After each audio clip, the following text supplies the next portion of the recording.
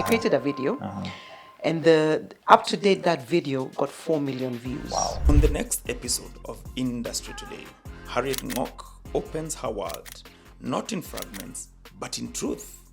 Starting in Form 2, I had very bad, painful menses, the ones that are debilitating. You go to the sun, you sleep, or you take a lot of painkillers. So I had undiagnosed endometriosis for a very long time. A story etched through personal medical battles where resilience was not a choice, but a calling. I became very good at finding out what else can I do? What else can I take to ease my pain? She walks us across the bridge of reinvention, leaving the comfort of a corner office on Wall Street into the uncertain, daring terrain of entrepreneurship. I started going for different classes for alternative remedies. I discovered the United Kingdom is ripe in sort of traditional pharmaceuticals, and that's what I was using as an alternative to the painkillers and everything else my doctors were recommending. This is not a transition but a transformation, where pain becomes purpose and lemons patiently becomes something far richer than lemonade. I'm in 54 countries. I'm in all the continents. My biggest client base is in the US, followed by Australia, followed by places like Germany and the UK. And so the question lingers, has she found her true calling? And then I won 6 awards in total from late 2024, including last year. And then I became the CAM SME chair. Yes. And then I got into MIT Foundry Fellowship. And then I got into MIT Growth. And then I got into London School of Economics Generate. Tune in, listen closely. The answer lives between her words.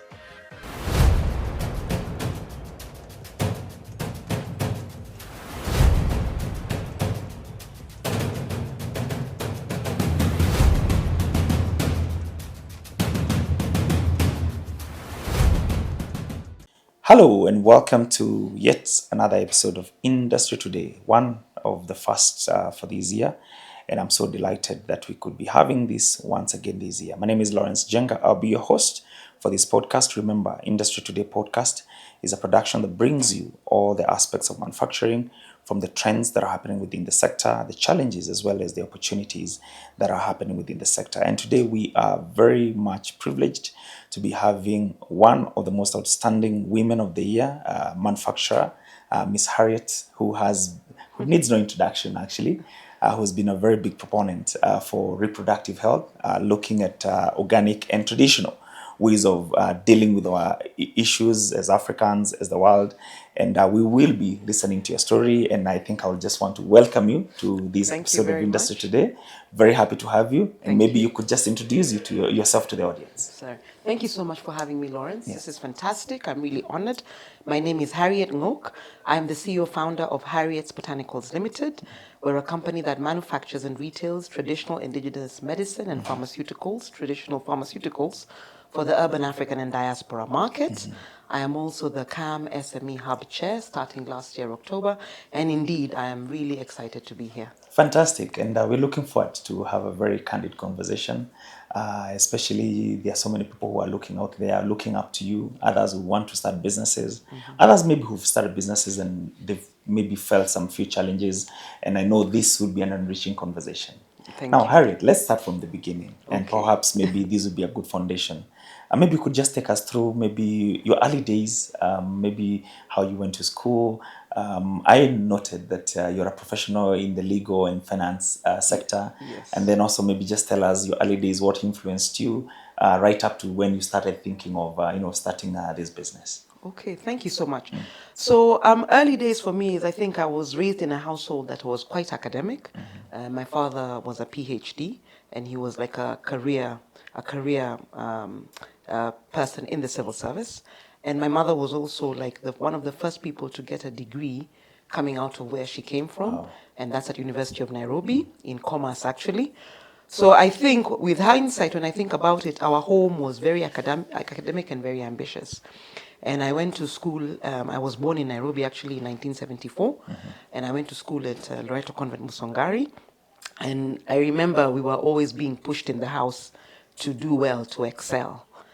But I didn't really think I was going to be an entrepreneur. Another thing I really enjoyed doing at the time, I used to bake a lot of cakes with my cousin, and we used to sell them in the estate. Wow.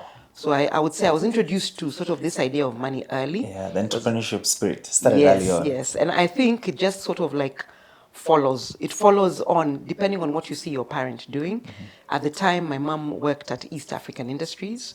So I would be exposed to all the Kimbo, the Blue Band, the things that she'd bring home. And later on, when she started her own company, she was actually a manufacturer, a processor in the leather industry. When I was in standard 8, between standard 8 and going to high school, you know, when you have the 3-month break, I worked as her project manager, and that was in 1988. So I do think that is when you introduce a child very early. You know, we were on Lunga Lunga Road, and she had 40 employees, and she'd go through all these different challenges where employees are striking, or they want mandazi and tea, and I'd be sort of in the background looking at what's happening. And you may not be doing much, but you're getting sort of inculcated into the whole entrepreneurship idea. It's not foreign to you.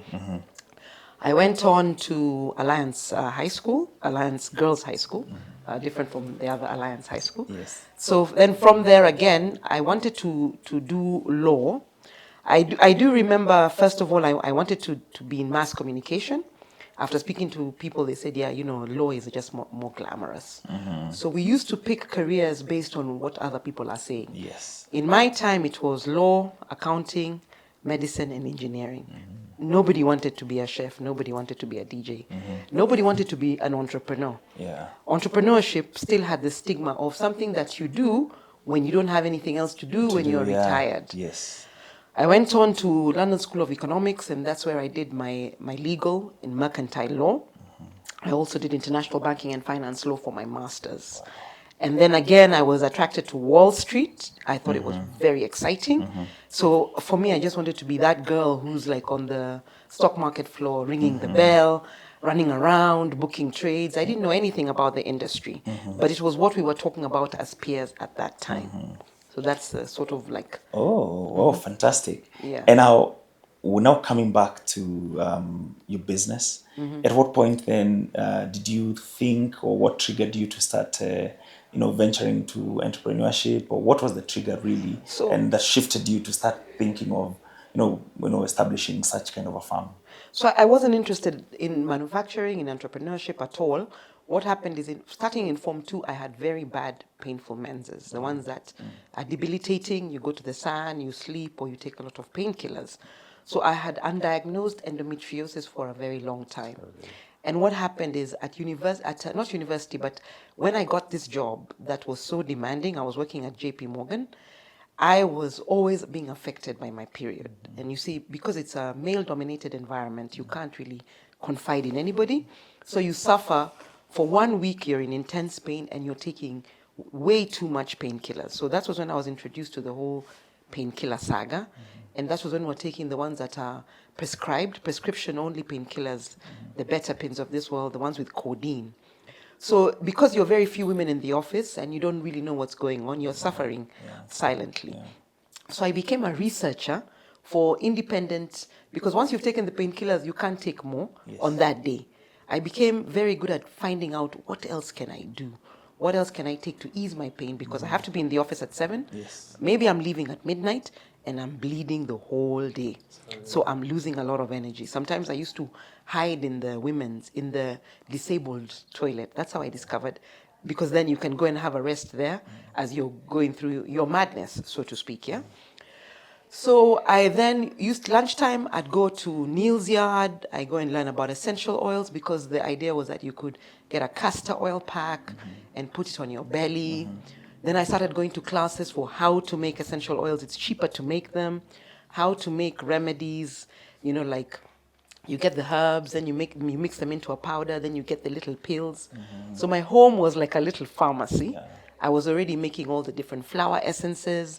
I started going for different classes for alternative remedies. I discovered the United Kingdom is ripe in sort of traditional pharmaceuticals. And that's what I was using as an alternative to the painkillers and everything else my doctors were recommending. So I'd say very early on, I had exposure through the UK to the whole wellness industry. So I continued in my work. When I came back to Kenya, I was still doing my finance. I saw myself more as a financier. when you tell people what you do, oh, I raise capital for renewable energy, that just sounds infinitely more interesting than telling them that you're dealing in miti shamba, so to speak. I was experimenting with remedies here. A lady who worked for us, we called her remedy Webuye because it came from somewhere in Webuye. So it's a Webuye is coming for us to drink, all the girls who have these painful menses, so that we can continue with our lives. Another lady showed up from Marakwet, and it was crazy because we were like vomiting. You take this medicine, you vomit, then you're supposed to be okay now. So these therapies have always been in the traditional places, right? With traditional communities. What happened in 2017 is when I was introduced to one that I got a painless menses for the first time in more than 20 years. So I took this same concoction at the time, or group of herbs, whatever. I went back to the village and asked for more. When I gave it to my friends in my WhatsApp group, it exploded because we were all in our 40s going through different things. So when one person talked about, oh, Harriet has this remedy, Harriet, they started calling me Miti Shambares. I was still doing other work, my finance work. But that month, when I was selling it informally, I made 100,000 shillings. Wow. So that was like, okay. Then the business exploded. More people want this remedy. Tunachemsha tu kwa nyumbani. 10 bottles on 1 jiko, on 10 jikos. It went from 10 bottles a day to 100 bottles a day, plus one rider. And then we had to formalize the business. So I wasn't going into manufacturing or entrepreneurship. This was like my side hustle for a while. Yeah. And how long did this take before now you shifted and thought, maybe these actually should be, a business, so to say, not even a manufacturing by then. This can actually be a business, and maybe you need to put in now, a few systems, even if it's to just professionalize it, even in the way you're doing your business. How long did this take? Maybe a year, because you see, even if you're making these things at home, you need a license.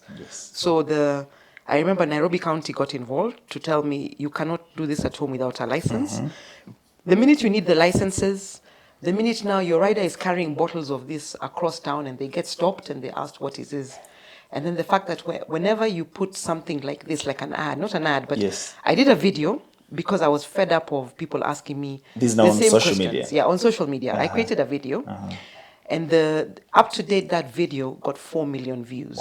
Right? So it was just about what the product does, who I am, and why I created it. And then now it was like people were commenting. I had to get a PA to manage the comments as we make the dawas. So you see, it's kind of already formalized. So now you have to find out what you need to do. So I spoke to a friend of mine, called me up, and at the time he was working at KIPI. And he said, get the certifications for these products. This is what you need to do. And he introduced me to somebody at pharmacology and pharmacognosy department at University of Nairobi. I took the formulation, had it tested there. When I got the letter saying it is safe and it can be used, I took it to Ministry of Culture and I became a certified herbal practitioner. Fantastic. So the certifications are the ones that will push you into what it is that you are doing. And it's probably just good at this point, maybe just also to mention then, in terms of regulation, in which part of law or which part of departments within government are you regulated? Is it at the Ministry of Health? Is it at the Ministry of Culture? And just take us around about that. So traditional medicine is regulated under Ministry of Culture. And when I went there, I remember there were 22,000 registered practitioners. I was actually now joining that group. Then there's the other ones who do not register at all. They don't want people to know their formulations. What people are protecting is ancient and old formulations. And they feel if they give it away, it can be stolen with the whole bioanalytical thing going on. There are companies that have the capacity to extract the formulation and make it into something else. So there's that. Now, what's happened is like during COVID, traditional remedies exploded because that is when I sold like crazy. So as everybody's company was going down, mine was going up. Because suddenly everybody wanted something natural. They thought, COVID is here, we're going to die. Everybody was looking for a natural remedy. So I can say 2020 was one of my most successful years. And I noticed that the more we got famous, because we're very open about who we are, what we do, where we do it, how we do it. We do social media on everything. If I'm in my factory, if I'm boiling something, Whatever it is I'm doing, if I'm at camp, if I'm at an event, I'm very vocal because we had to do a lot of demystification of the whole process. Yes. People will say, what is it that you are doing? It's just plant medicine, but how it is presented is very important. It's very important to demystify for many people that you're not doing something illegal, you're not poisoning them, that you have your quality standards in place. So now what has happened is because of the fact that so many people want to get into this industry, the Ministry of Health has created a department for traditional medicine. Okay. And we had our first meeting around this year, where we had the World Health Organization in Nairobi, actually, and the Minister of Health was there, the CS was there, to talk about how they can integrate people like us into the wider system. This also happened because doctors started using my product, and my clients started taking the product to them and saying, I don't care what you say, I will do the ultrasound, I will do the this, but this is what I'm using. And just take us a little bit about that, and just how that patient demanded, kind of a demand driven, and also the interaction with the medical world as well. Yes. So at the time, you see, what was happening is as we get into a certain age and we have so much estrogen, Yes. a lot of women have fibroids and ovarian cysts, and then there's endometriosis, maybe the most difficult. So many women were going for surgery. The other day, you saw Lupita talking about how she had 57 fibroids. Lupita Nyong'o was doing a campaign around having surgery to take out 37 fibroids. So my first customers were women who did not want to go for surgery. Right? Yeah. My second set of customers were young women who had abused the emergency contraception and now were experiencing blocked tubes and ectopic pregnancies. So these two sets of people had a very deep need. They did not want to have to go into surgery. Some were very young and asking themselves, why can't I get pregnant? So you have the primary infertility group that grew my CBD shop. You have the older women fibroids that grew my other shops. So at the time, they were just testing it out. Tutajaribu tu, why should I go for surgery? It's going to cost me 600,000. They're going to cut me, recovery, and this. As they used the product, it was just spreading like wildfire. So initially, I created a product for painful menses. It sort of like evolved to become about painful menses. PCOS, polycystic ovarian syndrome, is very common right now in Africa and in Kenya. Fibroids, ovarian cysts, endometriosis, adenomyosis, Asherman syndrome, secondary infertility as well, primary infertility, blocked tubes. So you have women all over the place now with blocked tubes or recurrent UTIs leading to pelvic inflammatory disease. There's a lot going on for so many women. They're really struggling with having families, maintaining those families, in and out of hospitals, taking so much medication. They are the ones who said, we want something natural. Nimechukua painkillers, nimechoka. Yes. So they are the ones who now decided, in fact, this doctor of mine, I'm going to go and make noise at him for giving me all these other drugs that are 9,000 shillings a month when I could take this thing that's 1,500. So they kept taking it until a doctor called me from Kenyatta Hospital and says, are you the Harriet? Where was us and you're the one causing us all these problems. Because a woman came in, and at the time she had 64 fibroids and she was due for surgery. So they sent her away and told her, come back for your surgery. When she came back, she didn't have any pain. And they said, what did you do? They told me, I've been taking this product from Harriet's Botanicals. And they were like, oh, we know that woman. That's why you have no more pain. So their doctors now decided to use it to lower the threshold. Maybe start the process of softening those fibroids before you go in for your surgery. Or to make sure you don't have to have open cut surgery. Now you can have laparoscopic surgery. So it became almost like a partnership, with this. Not all the doctors, certain doctors. And then they started calling me and saying, okay, yes, I'm happy to work with you. I'll send my patients to you for this. I tell them, I will send our patients, all of them, to doctors. We want to work with the allopathic practitioners. We want to work with nurses. We want to work with pharmacies. We're not saying that we are just one type of whatever. We want to integrate into the wider health system. And then after that, I was introduced into one doctor who said, I'm so tired of explaining this product about you. Yes. Join this group. So now I'm in doctors' groups as well. Wow. For any time people are asking specifically about reproductive health products. Okay. Yeah. Oh, amazing. And now the demand has grown. Yes. So there's need to sort of scale, there's need to increase even in terms of production. I think this is the time you're also starting to look for more outlets, there's demand in different parts of this country. Yes. Then how do you now move from sort of a home kind of a setup Yeah. to now start establishing a farm, and just take us through that growth that growth process? So the home setup is really like, it was on GCOS. And number one, I was remember I was already doing work in renewable energy. Yes. So I was very interested in using a system that is renewable. At the same time, now I became a nuisance at home because the dining hall was like the reception. Yeah. The front of the house was where the riders were waiting. And then we were labeling in the sitting room. Yes. The home it was not the right setting. So I moved into a small space. That time it was really just for my dispatch. Remember, I am at home dispatching with G4S. You send like 100 bottles to G4S. Yes. And then you have your rider who was sending to, I had a shelf. Somebody told me for 4,000 shillings a month, I had a shelf here in town. Okay. Then I outgrew the shelf. I was thrown out of the shop because my product dominated. Wow. So the 6 people working in there, Yes. all of them were just serving my customers because my customers said, "Ni expensive, nitapitia town to pick up your product." Yes. So what then happened is, because I had gotten to know the CBD well, I got my first CBD shop opposite where I had the shelf. That was my first shop, growing in leaps and bounds. So later on, I outgrew that shop. I got a bigger shop now, 3 times the size, just by virtue of the fact that now you know the area. Yes. How I got the other shops, I have 14 shops. But Currently? Currently. What happened is, I had my friends in the WhatsApp group, my classmates, who were saying, if you're struggling for money, just sell this dawa from home as you work out your things. All of them became shops. Kisumu became a shop, Mombasa became a shop, Eldoret became a shop, Nakuru became a shop. It became like that. People expanded based on the need. Yes. Now somebody says, I want to come and see you in a shop. I don't want to see you online. So customer engagement was critical. They want to meet you. Many times they wanted to meet Harriet. It's very important for them to meet the originator of the dawa. Yes. And to clarify that you're indeed a genuine person. This is a trust-based business. Then now I expanded the factory.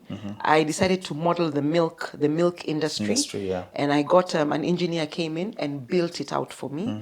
And then we started in our own way, just using information research to introduce the quality controls that we had at the time. That was 5 years ago. Yes. We now modernized that factory again last year, and we expanded it so that we can produce up to 1,000 bottles a day.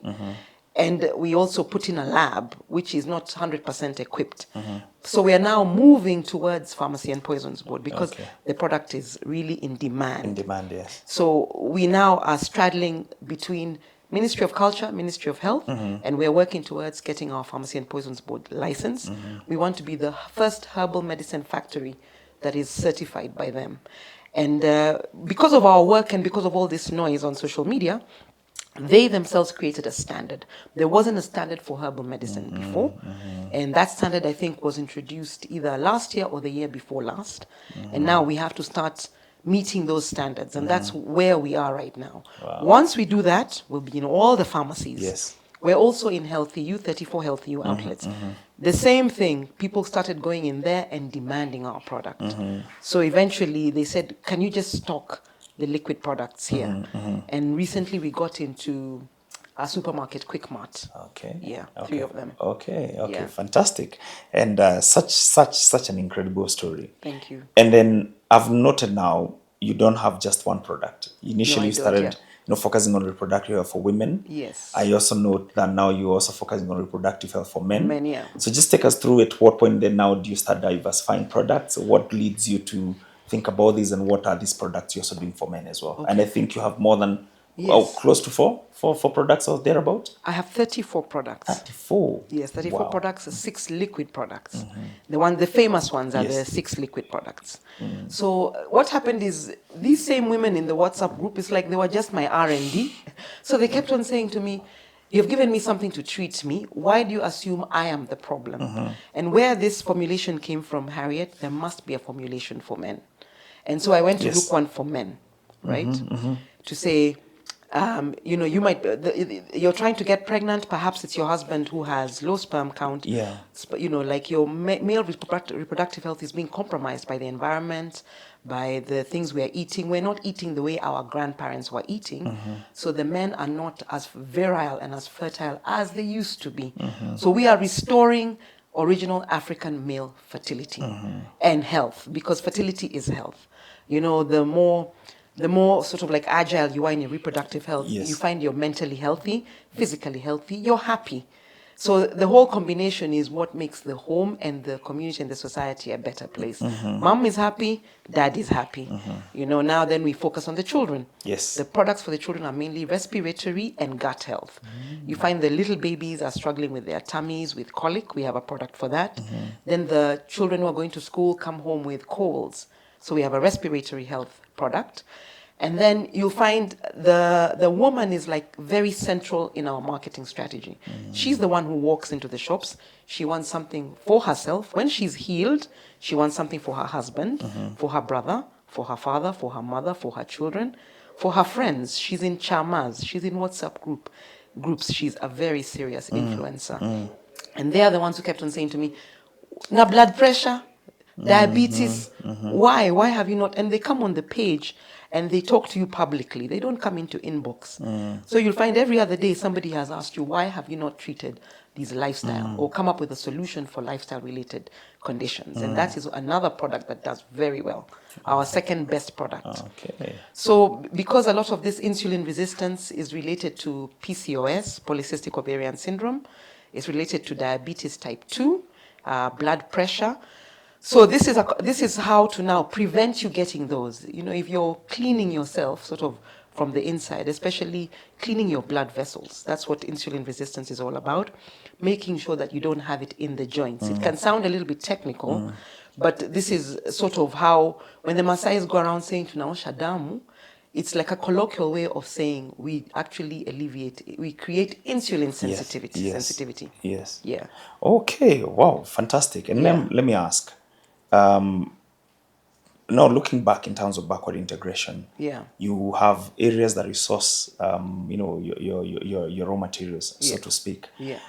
Just take us through how you do that, and especially the relationship that you've built with your source markets. And you're working with indigenous communities. I think you've mentioned the Ngóks and the Yes. Marakwets. And Yeah. do you work with women? How do you work on that? So what happened is when I first got the first formulation, that group of women there are about 30 of them. And now I started, creating what I call community engagement. Yes. You see, my background in renewable energy and climate change, and I'd worked in the UK. I already knew about all this fair trade. It's like my strength. So at the time, I actually got a grant from HEVA for $5,000 US. Yeah. And they wanted me to create a cultural archive of traditional medicine. I connected with somebody from Maasai in Mau Narok, and I went and met about 200-300 practitioners there. Okay. Then I had these other mamas already giving me one formulation when I met them. That group became 200-300. I had now another group in Bomet who produced my powder products, who sourced my powder products. That group also became 200-300. Then I have the Ogiek who are very good with very unique formulations, very unique plants. And there they have their own organizations. I just work with a researcher who partners with the community. So building the community became very important for me because when I did have endometriosis surgery during COVID actually, and it was I didn't even know at that time I had the endo. So because I was undiagnosed, when I had it, it was at Litane Mission Hospital. And I was so touched by what I saw there because I saw how people in the village, they don't have access to healthcare the way we do. So when I came back and I was completely healed, because when I went in for surgery, they thought I had cancer. I was 42 kilos. I had lost a lot of weight. I had ascites. My stomach was very big. I looked very sick. So it was a very emotional time for me. And when it was concluded that it was just endo, the surgery they had to take away part of my intestine that had completely been blocked by endometriosis. When I healed, I went back. I renovated the women's medical, the men's medical, the women's surgical, the women's medical, and also where they deliver the babies. Because I wanted to commit to saying, in as much as we give you medicine, we also want you to work with these guys to help you with all your conditions. And many women were there with fibroids, going for surgery, So I have a special relationship with Litain Mission Hospital. I support the children's home as well. And then I started building out because I discovered that I just can't take these things from the community and not do anything. So then I went on to sort of like equip a school, an early learning center, where we have 200 to 400 children come every December and spend time with us learning about the plants, confirming the nomenclature, planting them, and each of them has a tree. The idea is that the children now will continue the practice by making sure people don't cut these old trees because we need them. The community supply us at 500 shillings a kilo, which is way more than they get for their tea. Yes. So this is how we believe we are creating some sort of self-esteem. We're building self-esteem. We're building positive cultural affirmations. We keep the names because people, if you go tell them, don't cut Cape Ash, Awajui, Yeah. tell them, don't cut the Prunus africana tree. But if you tell them in their language, it creates some very strong familiarity. So our work with the community is extensive now. We also work in Siaya, right? Because we have the same trees called the different names. We're going to produce products with Ochwoga and Ojok. Ojok is Sodom apple. Everybody has it. Our tenduate, we want to do some work also in Mount Kenya, the Aberdares, where they have the Muiri, which is our tenduate.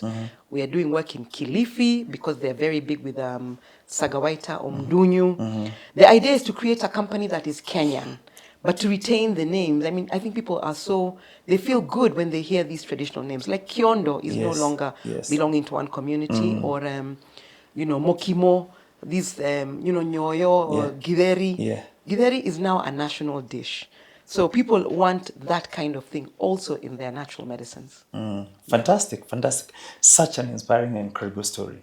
Thank you so much, Harriet, for such an incredible journey and inspiring story. Now, I also note that you've moved beyond borders. You're no longer just selling in Kenya. Just take us through that experience and also tell us where you now export and your experience around that. Okay, so it started with I have a distributor, Kamau, actually in Maryland. And Kamau initially when he's in the country, he puts some in his suitcase and he goes, but then he needed like 100 bottles at some point. So when I went to DHL, they rejected, and they said, this is going to be rejected at border control. That was maybe 3 years ago. Then a year later, sort of, I kept sending it to, different people. Their friend is here. I have a friend in New York. I have a friend. So Kenyans are just talking to you online and saying to you, I have a friend in Dubai, or my sister lives in, wherever, Qatar. How can we get this dawas? So it started like that. People carry in their suitcase because of the fact that we don't know what's going to happen at border control. And then DHL came up with an SME product. And then they approached me. And I said, am I not going to have problems taking this across the border? And they said, no, create your material safety data sheet and all the other documentation, and then we go for it. So different countries require different information from you. Yes. Like when my product travels, it is not, you can't label it the same way. You label it as a supplement. So supplements and complementary medicine can travel across borders. Some places are more strict than others. I'd say Switzerland and Singapore have been the strictest so far. In South Africa, some towns and some regions are more strict than others. So there's a lot of fragmentation in terms of how you get your product, but we still get it out there, and it's expensive because the DHL charges are higher than my product. My product might be, let's say, 1,500 shillings. DHL will be 3,000 shillings, and maybe you pay a tax there of 1,000 shillings. You could be paying 6,000 shillings for the same bottle. So it is inconvenient, but the clients want it. Okay. Especially, I was on Spice FM, and a lot of people in the diaspora watch it, and my orders just sort of keep going up and up and up. Especially with the women's product, there is no equivalent for it. So wherever you're in Dubai, you're in India, you're in the US, you're in Australia, you're struggling with painful menses and you hear about our products, you will get it however you want it. Okay. Yeah. And now how many countries, and maybe you could just let us know which countries now you're able to export beyond Kenya? I'm in 54 countries. I'm in all the continents. My biggest client base is in the US, followed by Australia, followed by places like Germany and the UK. I have clients in Germany, the UK, and France. I have a lot of clients in Qatar. In Africa, I have now a distributor in Cameroon because the demand is huge. I have sent to Ivory Coast, I have sent to Malawi, I've sent to Zimbabwe, I've sent to Zambia. I sent a lot of products to Tanzania. Tanzania is a huge market, to Dar es Salaam and also to Zanzibar. I sent to Rwanda. I have West clients Africa. there. I have doctors in Uganda who actually import my product for their patients. Wow. I have clients in Somali who they take it through either whichever border. I have Ethiopian clients. So literally I have clients in Egypt, all over the place. Anywhere in West Africa? Yes, in West Africa, I have Nigeria, Ghana. I think I talked about Cameroon and Cote d'Ivoire. Wow. Wow. Yeah. Amazing. Amazing. Thank you. And now, in your experience as you're doing exports, Yeah. recently there was a report that was released by Kenya Social Manufacturers that showed that there are so many handles, especially around logistics and Yeah. regulatory environment, with intertrade within Africa. Yeah. How's your experience been between exporting in African countries vis-a-vis exporting to other continents, Australia or the likes? So it's very exporting within Africa is very complicated. It's different at every border. So what you encounter in Moyale is very different from when you send it by plane through DHL to Addis. Same country, different regulations at the border because the border control officers are not sort of working in a harmonized way. Getting your product to Tanzania is very easy. You will not be asked anything. To Uganda is easy. Rwanda, you'll be asked about the whole plastic because they have regulations around plastic.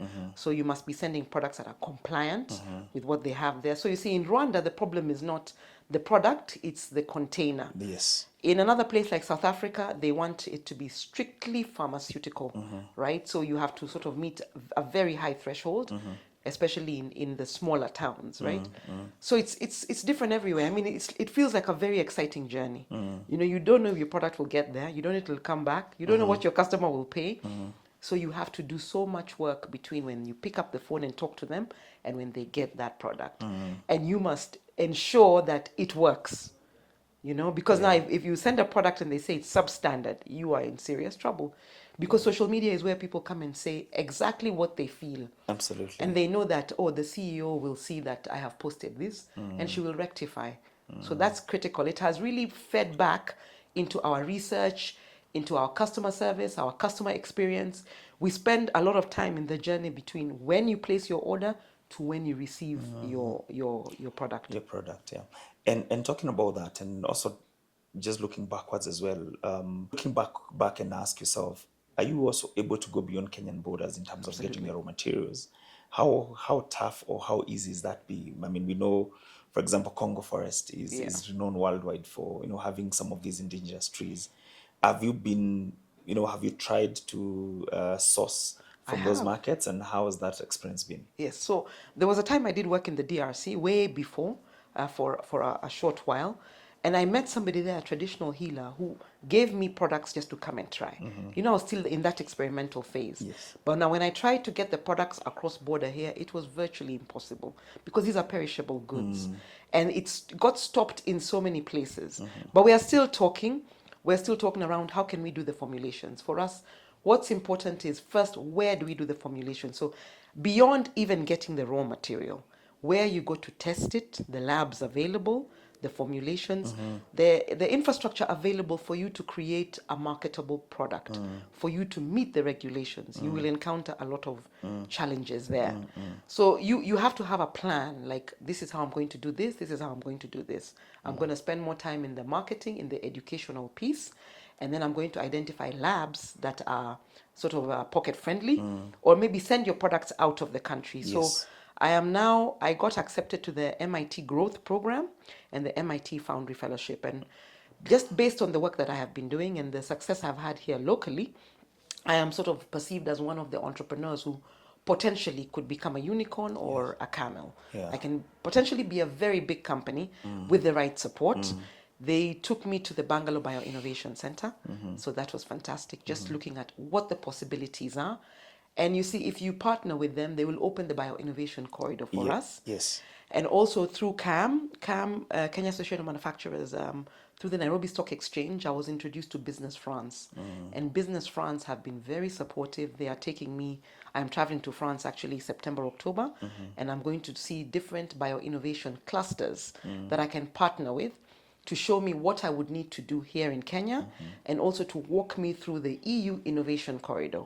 So now my products would be at a totally different level, right? And immediately I came back, I started talking to different people. I say, let's build a bio-innovation hub. Yeah. You know, if I meet anybody like a member of parliament, if I meet the CS, usually I meet them through CAM. Yeah. I just talk about the bio-innovation hub, like it's something that's going to happen. And I say we can do agriculture to industry. You know, we have all these products that are in the Rift Valley, in the Mao forest, you know, just like plants that can regenerate, that can we can grow, we can plant. It's completely new. We can plant traditional medicine the way we plant tea. And then we can export it all over the world. So this is really big business, and this is what people outside of the country know. So imagine a situation where Kenya becomes sort of a pharmaceutical hub based on our own plant medicine. We don't really want to continue relying on other people to give us our medicine, to support our health.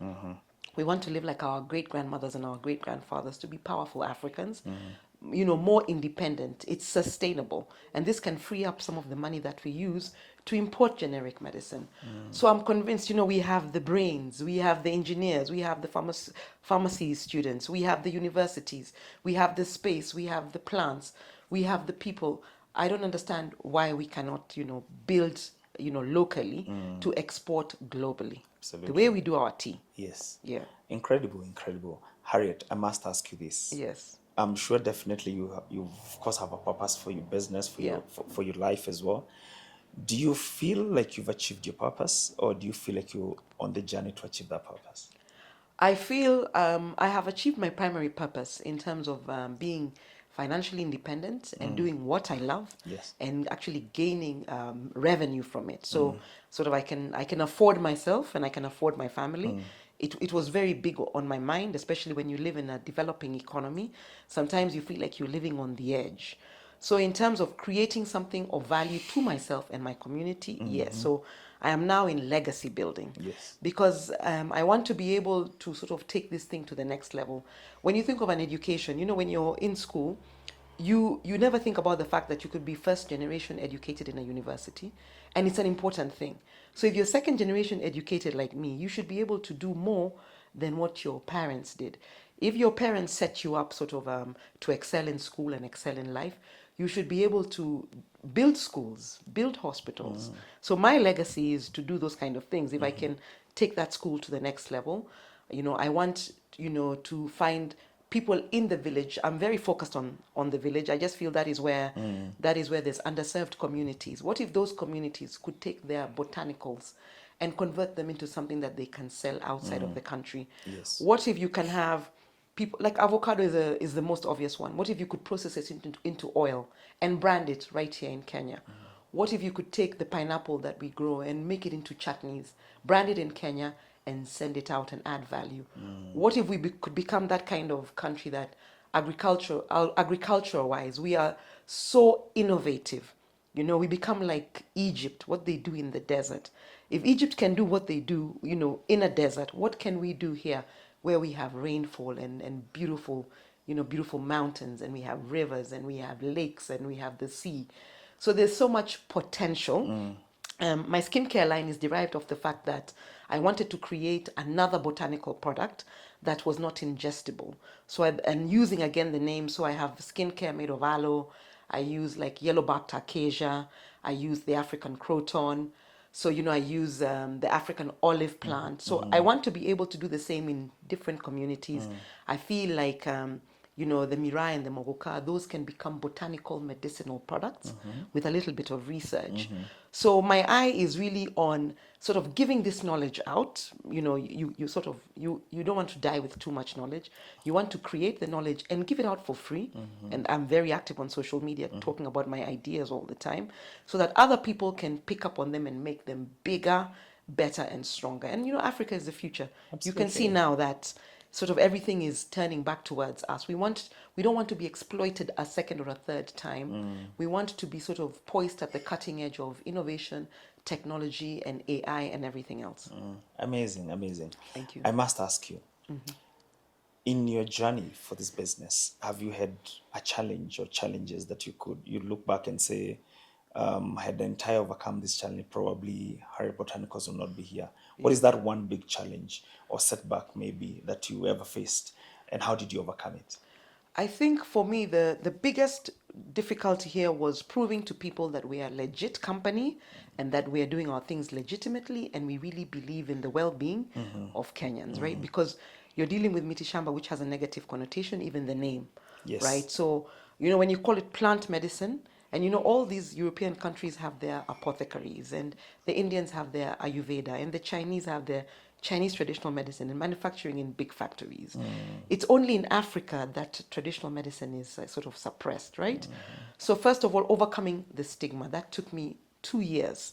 And for 1 year, I felt I was completely bullied because this is social media and people are constantly attacking you, talking to you in a specific way, challenging you, asking you, why did you leave investment banking to come and do this? How do we know, you're not a quack? We think you're fake. You're just about money. So that was a very painful experience because Yes. you don't have a team at the beginning. You're dealing with all these different things coming to you, changing your career, changing your lifestyle, changing your perception, and you lose a lot of friends. Their family who will not talk to you. Nothing succeeds like success. Yes. So it's only when you have proven the model, everything now starts to sort of like become positive again. So you have to go through, I feel I went through negative perception for maybe 4 years. And now people are beginning to put it all together. Okay, she's an investment banker who moved into this. She's commercializing it. She's processing innovation. But before, it was just negative, negative, negative. And if I hadn't got through that period, I wouldn't have this business. I'd have just gone back to doing what I was doing. Indeed, indeed.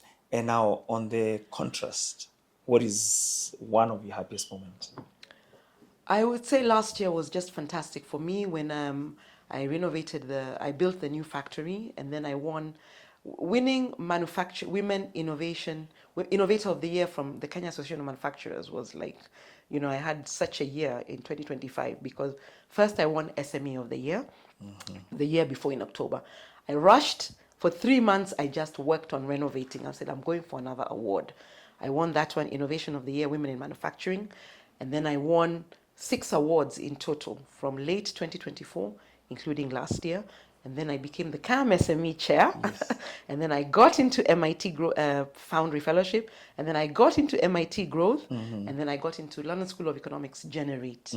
So I'm telling you, last year was a high on another level. And when I was appointed the CAM SME chair, I had 4,000 likes and something like 600 comments. I spent 4 days responding to social media. Yes. It was an incredible high. Yes. So I felt that was when I got that sort of yes, you did the right thing. It was like the stamp of, yes, that was a good idea. And so now, sort of the respect you get from colleagues and from people, because they think, oh my God, you really turned this around.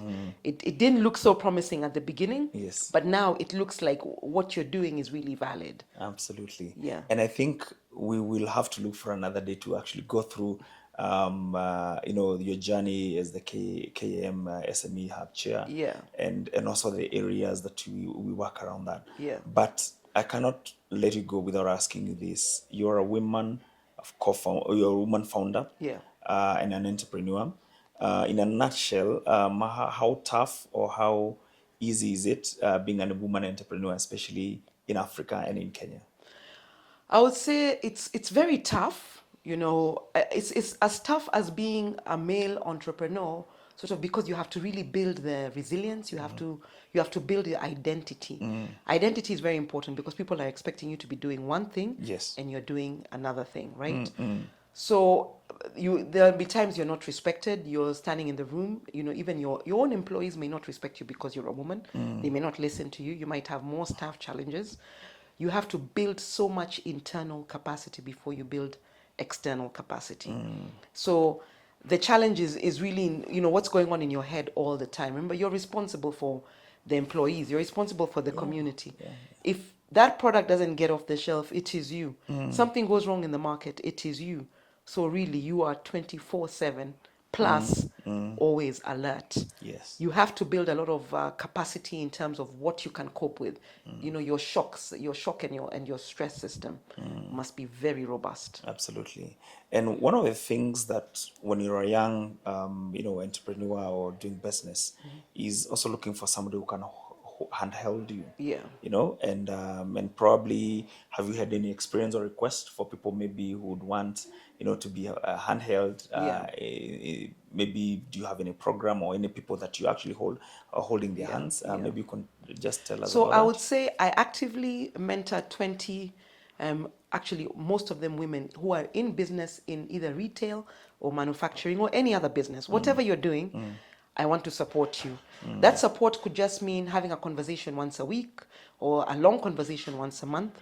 So I have not had time to put a formal program Yes. together Yes. for these women that I mentor because I already have the school and I already have the community engagement programs, right? Yes. Yes. But the idea is to reach out to anybody. If you're making anything, if you're making it in the kitchen, whatever it is you're doing, we want to talk. We want to just talk about how we can get you from A to B. So I do a lot of media engagements as well when I can. I have podcasts where I talk about what you could do, what you're doing in the house, and how it can become a bigger thing. So I would say yes, 20, I'd That's say 18 amazing. women, 2 men. And Amazing. we're just sort of like walking that journey in terms of how can you become better. What we have in Kenya, a lot of people who have gone to school but don't have the exposure. If you don't have the exposure, you don't really know what your capacity is, what you could do. You've only seen what's in Kenya. So you've never really seen the possibilities. And that is where the gap is. Understanding that you can take yourself from zero to hero, as I call it, and how you can do it. So I think with hindsight, because I've lived out of the country, I've lived in New York, I've lived in the UK, I've been in those very vigorous programs, where I see people really competing, really innovating. When I sit with my MIT cohort, everybody is innovating. Everybody is anxious to get ahead. Everybody is doing something new. So I spend a lot of time trying to sort of translate that here and also through my social media presence. Okay. Yeah. Amazing, amazing. As we Thank come to the conclusion of this podcast, I Yeah. am sure we'll have to have another one. I'm sure there's somebody who's looking at you, maybe who's just started doing the business or who wants to start, who has an idea, but hasn't taken the step to, to formally start that plan. What is your word, or what can you tell them just to encourage them, based on your experience, to get them to work? So when you start something new, it always feels awkward. Number one, check. If you're feeling awkward about your idea, you're on the right track. If you feel awkward, isolated, you feel strange, like nobody understands you, you're probably on the right track. And the thing is to throw yourself with mad passion at your ideas, at your business, whatever it is you're doing, just go for it 300%. Go full throttle, make as many mistakes as possible. Like making mistakes, failings is getting up, failing, getting up. It's like riding a bike. You try 10 times, then you're riding the bike. And as you go into your journey, you will suddenly you'll come to know your unique attributes, your unique characteristics that people will pay for in the market. Because the quicker you discover your unique proposition, as they call it, which is really who you are as a person that nobody else can do or can be, that is when you will start to get paid. Yes. So it's an awkward journey. Obviously, talk to other entrepreneurs, get to find out what they're going through, and understand that it doesn't feel pretty, but at the end of the day, when you win that thing, when you get there, it's just fantastic. You will be above your peers, above everybody else who did not take that risk. Fantastic. Thank you, thank you so much, Harriet, Thank you, for Lawrence. pouring your heart to us. And I'm sure that our audience has, learned one thing or another. Yeah. And we do appreciate you for taking the time to come and speak to us. Thank We'll you. definitely be calling you again so Oh, that we thank can you. discuss matters around SME and the Okay. things that KM and are doing towards helping the SME. And thank you so much for taking the time once more. Asante. There you have it, viewers. Thank you so much for joining us today. This has been an inspiring story, an incredible journey of Harriet Botanicals. I hope you've learned something. I hope this inspires you. And as we continue to bring more and more stories about manufacturers, in Kenya and beyond to ensure that we can all grow this sector for manufacturing. Thank you so much for joining us. This has been Industry Today, a program whereby we bring you all the trends about manufacturing sector, looking at the challenges and the opportunities that we can all enjoy in industrialization. I've been your host, Lawrence Jenga, but please make sure that you subscribe, hit this button to ensure that you subscribe to this podcast, share with friends, so that then we can all share this knowledge. Until next time, it's bye-bye for now.